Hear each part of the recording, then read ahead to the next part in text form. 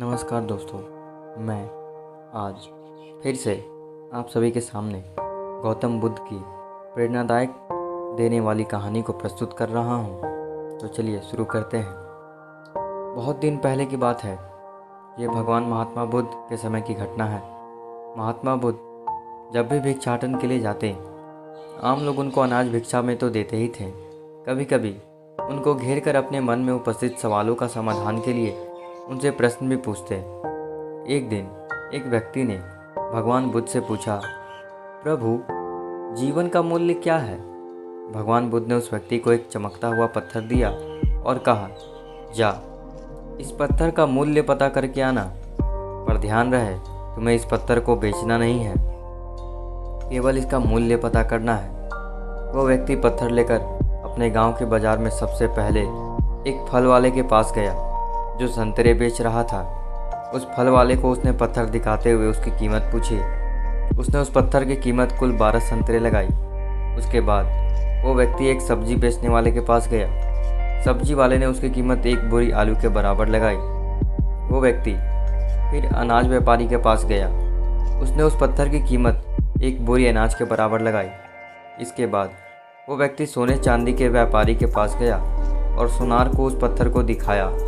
उससे उसका मूल्य पूछा तो सुनार ने उस पत्थर को देखते हुए कहा, 50 लाख में मुझे इस पत्थर को बेच दो। उस व्यक्ति ने सुनार को मना कर दिया तो सुनार ने फिर कहा, भाई 2 करोड़ में दे दो, या तुम ही बता दो इसकी क्या कीमत तुम लोगे। उस आदमी ने सुनार से कहा, मेरे गुरु ने इस पत्थर को बेचने से मना किया है। इसके बाद वो व्यक्ति हीरे के एक जौहरी के पास गया। जौहरी ने उस पत्थर को देखा। उसने उसे रूबी के रूप में पहचाना। उसने उस पत्थर के सामने एक लाल कपड़ा बिछाया और उस बेशकीमती रूबी को एक परिक्रमा लगाई, माथा टेका। फिर जौहरी उस व्यक्ति से पूछा, कहाँ से लाए भाई ये बेशकीमती रूबी? सारी कायनात क्या, सारी दुनिया बेचकर भी इस अनमोल पत्थर की कीमत नहीं लगाई जा सकती। अब वो व्यक्ति हक्का बक्का रह गया। वो सीधे भगवान बुद्ध के पास गया और पैरों के पास दोनों हाथ को जोड़कर बैठ गया।